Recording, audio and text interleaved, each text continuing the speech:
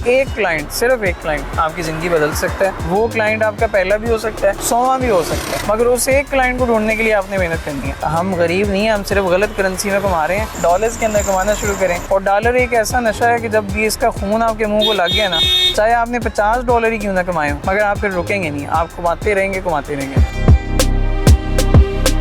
$10,000 महाना कमाते हैं, international vlogger हैं ये। 3 रातों तक फुटपाथ पे सोना पड़ा।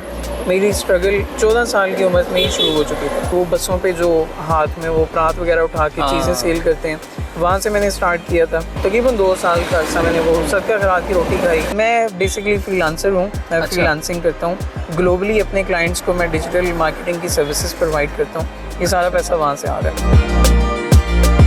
मैंने ग्राफिक डिज़ाइनिंग सीखी, फिर मैंने वीडियो एडिटिंग सीखी, वेब डिज़ाइनिंग सीखी, तो गूगल के एड्स होते हैं, फेसबुक एड्स होते हैं, वो सीखे। पूरे बिजनेस की ऑनलाइन प्रेजेंस को मैं घर बैठ के मैनेज कर सकता हूँ, तो फिर मैंने इसको आगे परस्यू किया। रूल्स एंड रेगुलेशन को देखा जाए तो फिर दुबई सबसे best. UAE, Kenya, Rwanda, Uganda, इन मुल्कों में ये था कि बहुत ज़्यादा गुर्बत थी। तकरीबन पाकिस्तान वाला हिसाब था कि हर कोई ना बस आपको खाना चाह रहा है, खाना चाह रहा है, लूटना चाह रहा है। कीनिया जो है ना, सकाफत के लिहाज से उनके मसाई ट्राइब्स देख लें आप, उनकी सफारी देख लें, कीनिया सबसे बेस्ट है।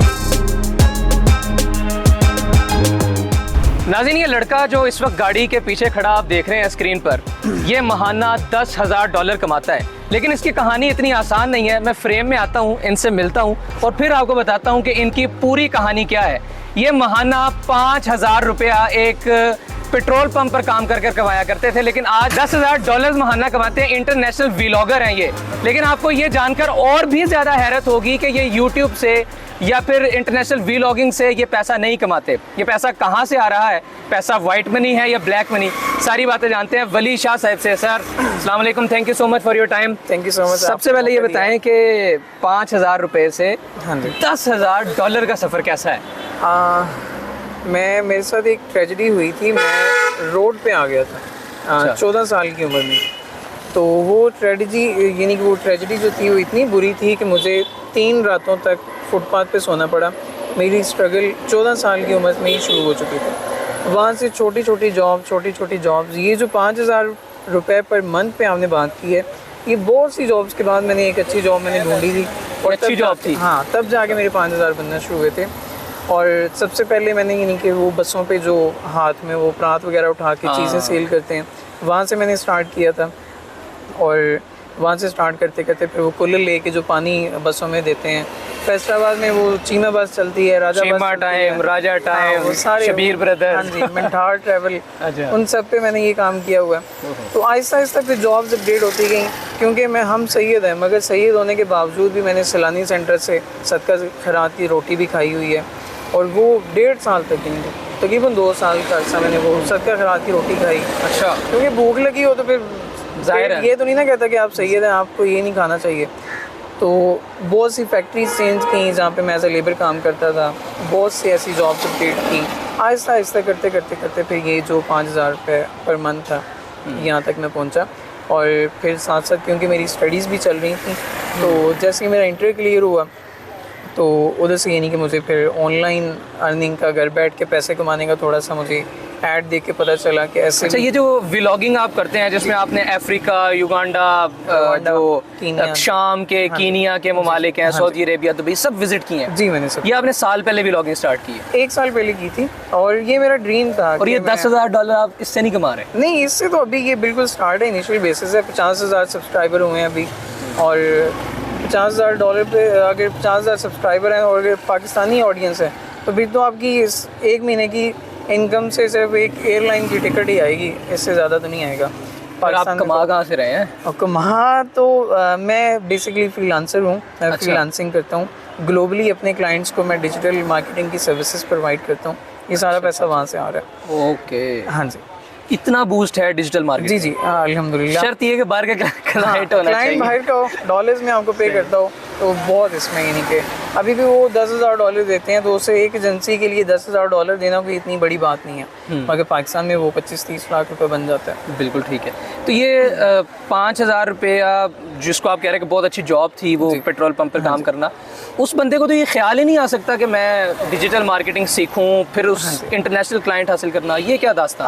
अभी भी मेरी जो ऑफिशियल जो मेरे पास डिग्री है वो FA की है, अच्छा। आर्ट्स के साथ, तो मेरे भी माइंड में ये नहीं था, मगर जब मैंने यानी कि ऑनलाइन फील्ड को मैंने परस्यू किया, मैं जब इसमें आया तो आहिस्ता आहिस्ता मेरे सामने चीज़ें खुलती गई।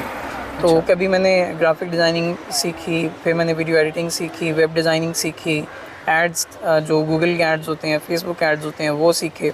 तो ये सारी सर्विसेज कंबाइन करके जब मैं यानी कि हो गया कि मैं एक पूरे बिज़नेस की ऑनलाइन प्रेजेंस को मैं घर बैठ के मैनेज कर सकता हूँ, तो फिर मैंने इसको आगे परस्यू किया, डिफरेंट क्लाइंट्स ढूंढे, पहले पाकिस्तानी क्लाइंट से शुरू किया, फिर वहाँ से अच्छे क्लाइंट्स मिलना शुरू हुए, बाहर के मिलना शुरू हुए, तो आहिस्ता आहिस्ता अब अल्हम्दुलिल्लाह यानी कि मैं अच्छे क्लाइंट्स के साथ काम कर रहा हूँ।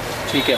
आपके पास एक मोटरसाइकिल भी थी जिसकी मालियत तकरीबन को 30-35 लाख रुपए बनती है, वो क्या? वो पाकिस्तान में जस्ट सेकंड बाइक थी जो इम्पोर्टेड बाइक थी, उस सेम कलर में, और उसकी उस वक्त बहुत डिमांड थी। पहली जो बाइक थी वो RHS के पास थी, राणा हमजा जी सैफ, तो दूसरी बाइक वो येलो कलर की वो मैंने मंगवाई थी।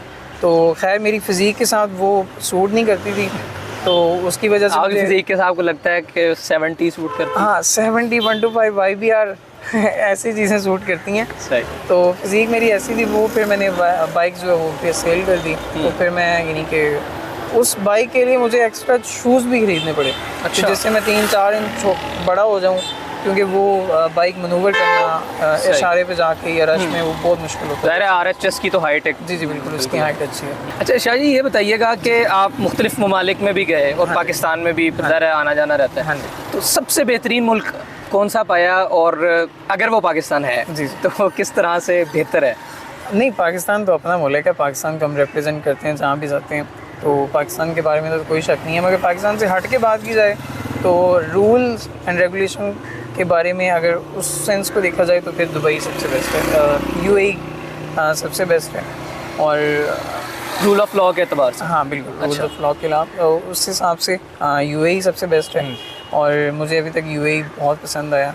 बाकी सऊदीया तो वो एक यानी कि रिलीजियस साइड पे चले जाता है, हाँ जी, अकीदत वाली साइड पे चले जाता है, उसका तो यानी कि कोई जोड़ ही नहीं है सऊदीया का, मतलब मदीना का। तो इसके अलावा कीनिया, रवांडा, युगांडा, इन मुल्कों में ये था कि बहुत ज़्यादा गुर्बत थी, और तकरीबन पाकिस्तान वाला हिसाब था कि हर कोई ना बस आपको खाना चाह रहा है, लूटना चाह रहा है। तो वो बस once in a lifetime वाला एक्सपीरियंस था मेरा। तो तहजीब के एतबार से, सकाफत, समाज, रवायात के एतबार से आपको सबसे डाउन कौन सा मुल्क लगा? अफ्रीका, युगांडा, कीनिया, सब फिरे आप? कीनिया मैं कहना चाहूँगा। कीनिया के मैंने कुछ ऐसे ट्राइब्स भी विज़िट किए हैं जहाँ पे अभी तक बिजली का भी कॉन्सेप्ट नहीं है, जहाँ पे अभी तक कोई बर्तनों का भी कॉन्सेप्ट नहीं है। मैंने बहुत से ऐसे ट्राइब्स हैं जिनके साथ मैंने वहाँ पे जाके 24-24 घंटे गुजारे हैं, और वो जिंगा लाला हू वाला सीन था जहाँ पे हमने बकरे ज़िबा करके वो खुद ही उनको यानी कि रोस्ट करके खाए हैं। फिर तो कीनिया जो है ना, सकाफत के लिहाज से उनके मसाई ट्राइब्स देख लें आप, उनकी सफारी देख लें, कीनिया सबसे बेस्ट है। और टूरिज़्म के एतबार से सबसे बेहतरीन मुल्क? वो फिर UAE चला गया। Again UAE? हाँ UAE। अब ये उज़्बेकिस्तान, ताजिकिस्तान नहीं उधर मेरा अभी तक जाना नहीं हुआ। अच्छा। तो इंशाल्लाह जैसे वो लिस्ट में चीज़ें अपडेट होंगी। तो ये क्या कॉन्सेप्ट है जो आप ज़रा फ्रीलांसिंग है, और यकीनन उससे बहुत अच्छी आमदन है, हम देख भी सकते हैं माशाल्लाह। हाँ जी। तो इसके साथ साथ मतलब ऐसा क्या है कि जो आप अक्सर बाहर के ममालिक का सफ़र करते हैं, क्योंकि ज़ाहिर है देखें एक अमाउंट तो बहरहाल खर्च होती है, तो क्या स्पॉन्सर्स वगैरह मिल जाते हैं? क्या अभी स्पॉन्सर मिलना शुरू हो गए हैं। अच्छा। मगर ये था कि फ्रीलांसिंग करते करते 6-7 साल जब मुझे हो गए, अब फ्रीलांसिंग का सीन ये है कि आपने एक बंद कमरे में बैठे हुए हैं, और ना आपको पता दिन कब हुआ है, ना आपको पता रात कब हुआ है। इतना आप इंटेंस मॉल के अंदर बैठे हुए हैं, क्लाइंट्स की चेंजेस कर रहे हैं, क्लाइंट्स का काम कर रहे हैं, ऑनलाइन काम है, कुछ भी नहीं करना, ना बाहर जाना ना कुछ और। तो वो 6-7 साल एक कमरे में बंद रह के ना मैं बहुत ज़्यादा तंग हो चुका था। ट्रैवलिंग का मुझे शुरू से शौक़ था, मगर जब फिर अल्लाह ने यानी कि वो करम किया, यानी कि पैसे आना शुरू हुए, तो फिर रोकने वाला मुझे कोई भी नहीं था। बहुत घर वालों ने भी रोकने की कोशिश की, मगर मैं नहीं रोका। बिल्कुल लास्टली बस पाकिस्तानी यूथ आपको देख रही है, पाकिस्तानी लोग देख रहे हैं, कोई पैगाम आप दे दें?